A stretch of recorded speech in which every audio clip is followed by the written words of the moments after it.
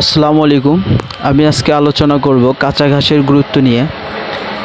একটা গরুর দৈনন্দিন জীবনে কাঁচা ঘাসের গুরুত্ব কতটা সেটা আসলে আমরা ওভাবে কখনোই জানি না বা বুঝিও নাই।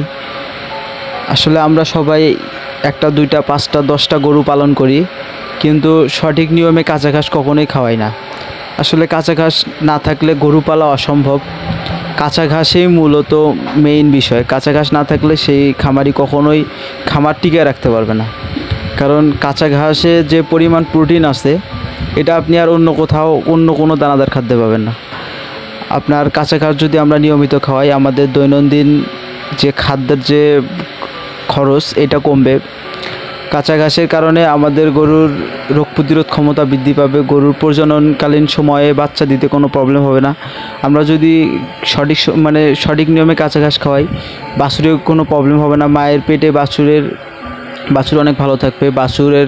বাছুরটা যখন পৃথিবীতে আসবে বাছুরের স্বাস্থ্য অনেক ভালো থাকবে, রোগ প্রতিরোধ ক্ষমতা ভালো থাকবে। আমরা যদি মাটাকে সঠিক সময়ে কাঁচা ঘাস দেই তাহলে দেখা গেছে যে মাটার দুধ প্রোডাকশন কখনোই কমবে না। আসলে কাঁচা ঘাসের কোনো বিকল্প নাই। কাঁচা ঘাসের গুণাগুণ আমি বলে শেষ করতে পারবো না। আপনি যদি কাঁচা ঘাস নিয়মিত খাওয়ান, আপনার যদি খাদ্য বাবদ প্রতিদিন যদি 1000 টাকা খরচ হয়, আপনার কাঁচা ঘাস দিলে সেখানে আপনি 50% খরচ কমাইতে পারবেন।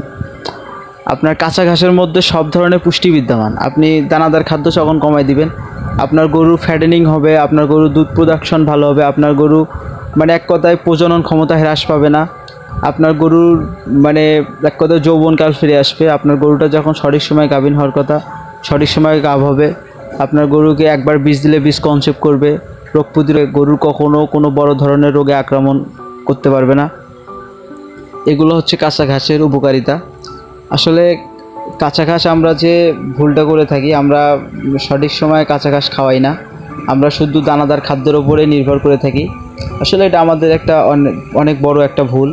কিন্তু দেখা গেছে আমরা যে জমিগুলোতে ধান চাষ করি, আসলে ধানের থেকে ঘাসের ফলন অনেক বেশি। এবং আপনি যদি ধান থেকে এক বিঘা জমিতে ধান যদি 30,000 টাকা বিক্রি করেন, আপনি সেই জমি থেকে ঘাস আপনি 80,000 টাকা বিক্রি করতে পারবেন এবং আপনার গরুকে খাওয়াতে পারবেন। গরুর দানাদার খাদ্য কম লাগবে, আপনি সেখান থেকে বেনিফিট করতে পারবেন। যাই হোক, আর কাঁচা ঘাস যদি আমরা না খাওয়াই, কাঁচা ঘাস যদি নিয়মিত না দিই, যে ক্ষতিগুলো হবে সেটা নিয়ে আমি এখন আলোচনা করব। কাঁচা ঘাস যদি আমরা নিয়মিত না দিই তাহলে দেখা গেছে ওই গরুটার মৃত্যুর হার বাড়বে। গরুটার প্রজনন ক্ষমতা দিন যাবে হ্রাস পাবে, দুধ প্রোডাকশন কমে যাবে, গরুটার চেহারা খারাপ হবে। গরুটা এক সময় দেখা গেছে কোমর পড়ে যাবে।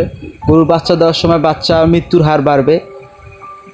এক কথায় প্রজনন ক্ষমতা তো থাকবেই না, দ্বিতীয়বার হিটে আসবেই না। অনেক প্রবলেম আপনারা ফেস করবেন। দেখবেন ওর রোগ ছাড়বে না কখনো। অল্পতেই যে কোনো ধরনের রোগ, বড় রোগ আক্রমণ করে ফেলবে। আপনি যখনই ট্রিটমেন্ট করতে যাবেন দেখবেন ওই গরুটা আর বাঁচাতে পারবেন না, কারণ ওর তো রোগ প্রতিরোধ ক্ষমতায় হারিয়ে ফেলবে সে। আমি এখন আমার খামারের জন্য ঘাস কাটতেছি। আমার গরুগুলাকে আমি মূলত প্রতিদিন সকালবেলা ঘুম থেকে উঠে খামারের কাজ শেষ করে আমি আমার মাঠে যাই আমার জমির ঘাস কাটার জন্য। আমার যে কয়টা গরুই আছে আর কি, ইনশাল্লাহ আমি চেষ্টা করি সঠিক নিয়মে কাঁচা ঘাস খাওয়ানোর। আমি জানি কাঁচা ঘাসের উপর দিয়ে কোনো খাদ্য হয় না। আমি কাঁচা ঘাস খাওয়াই এবং মিক্সচার খাদ্য তৈরি করে খাওয়াই, এতে আমার খরচ অনেক কম। দেখা গেছে আমি অনেক অল্প খরচে গরুগুলো পালতেছি আল্লাহর রহমতে।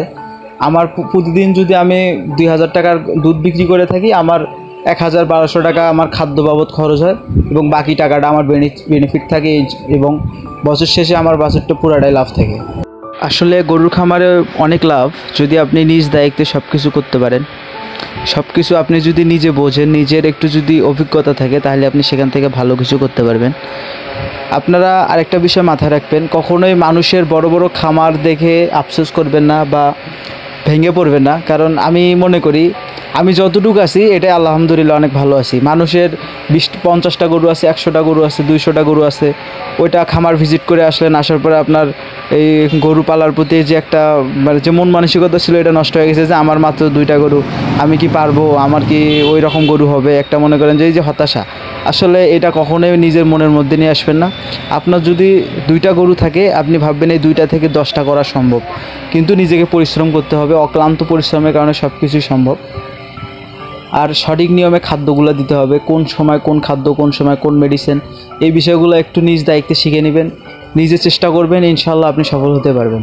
আসলে মানুষ যে অনেকে বলে যে তোর তো 10টা গরু, আমার চাচার অমুকের 20টা গরু, 50টা গরু, 100টা গরু। আসলে আমি তখন হেসে উড়ে দেই যে আসলে ওদের থাকতে পারে, ওরা আজকে যে 50টা গরুর মালিক হয়েছে একবারে কিন্তু হয়নি, আস্তে আস্তে আস্তে হয়েছে। ওরা যে যখন সফলতার গল্প করে দেখবেন ওই 10 বছর আগের পূর্বের গল্প কখনোই বলে না। ওরা শুধু বলে যে আমি 50টা গরুর মালিক, আমার এই হয়েছে সে হয়েছে, কিন্তু কখনো ওরা কীভাবে যে 50টা গরুর মালিক হলো এটা কখনো বলে না। ওরা সব ওই 10 বছরের কাহিনী 10 মিনিটে বলে।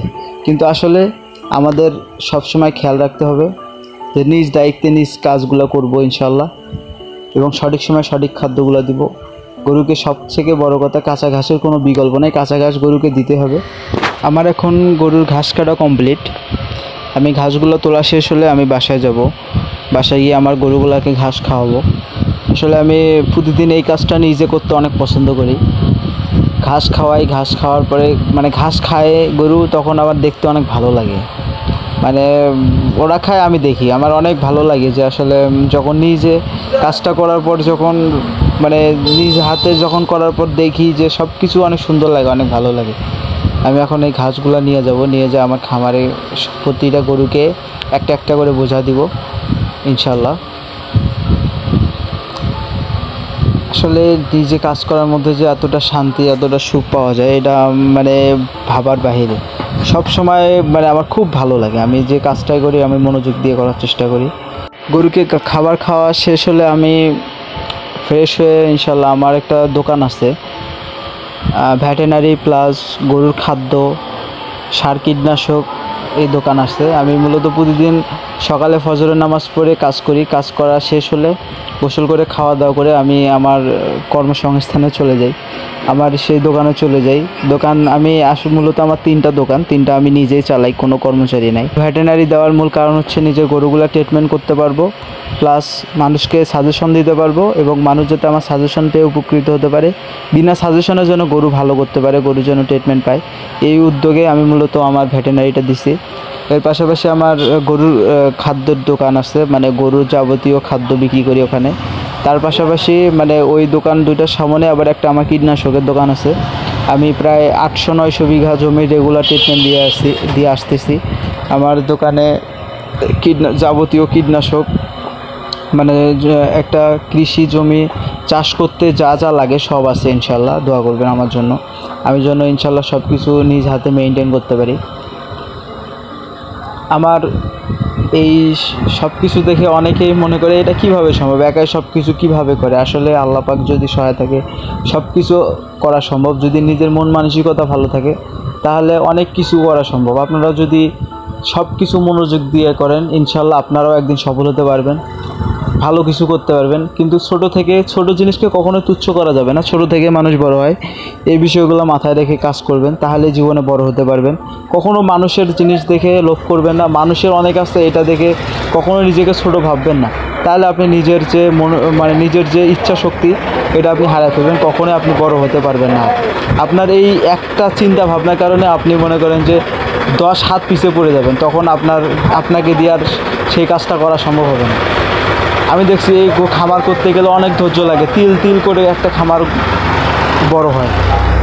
মানুষের রেডি করা জিনিস কখনো কিনে আপনি কখনো খামার করতে পারবেন না। খামার করতে গেলে একটা দামুর দিয়ে শুরু করেন, 1-2টা গরু দিয়ে শুরু করেন, ঠিকঠাক মতো কাঁচা ঘাস খাওয়ান, দানাদার খাদ্য খাওয়ান, দেখবেন আপনার ওই গরুটার প্রজনন ক্ষমতার কখনো প্রবলেম হবে না।